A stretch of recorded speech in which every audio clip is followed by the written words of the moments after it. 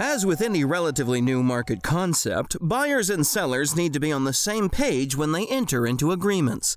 Environmental attorney David M. Williamson discussed some of the things farmers and their attorneys need to look for when they investigate carbon credit contracts. Williams was a speaker during the virtual Mid-South Agricultural and Environmental Law Conference. So just as sort of a summary here before we get into sort of the nitty-gritty of contracts, just leave this for your, these are some of the considerations if you're setting up a marketplace. I'm not going to delve into those, but there's a lot of design decisions that have to be made when you're setting up a carbon market.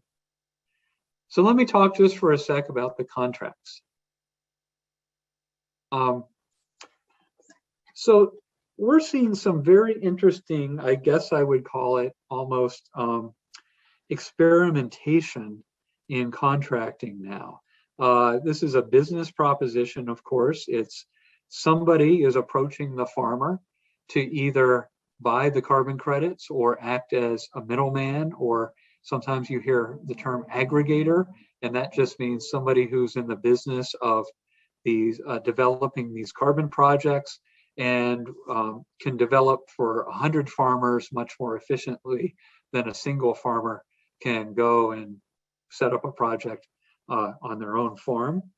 But the idea is to try to transfer the value of carbon finance that these ultimate buyers are willing to pay and get that revenue stream to the farmer in some way that minimizes transaction costs in the process.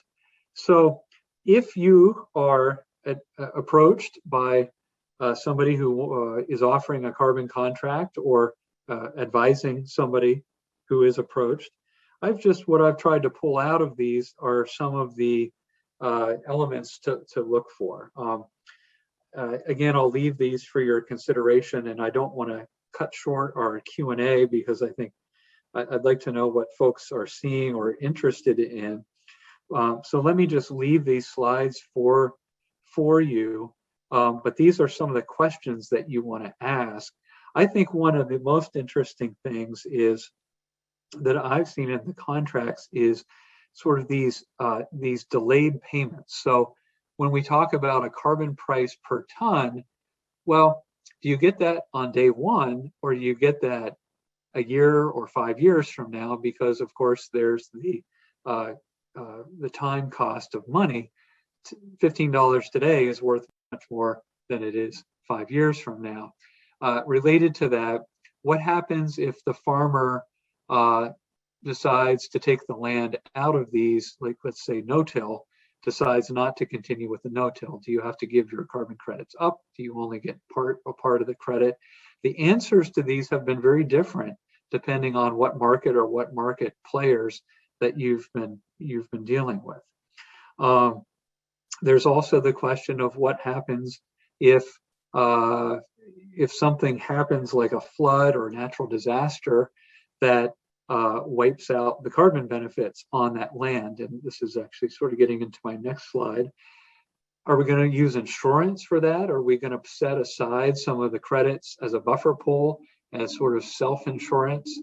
A lot of these questions haven't been fully answered yet, or they're being answered differently depending on what carbon program you're using.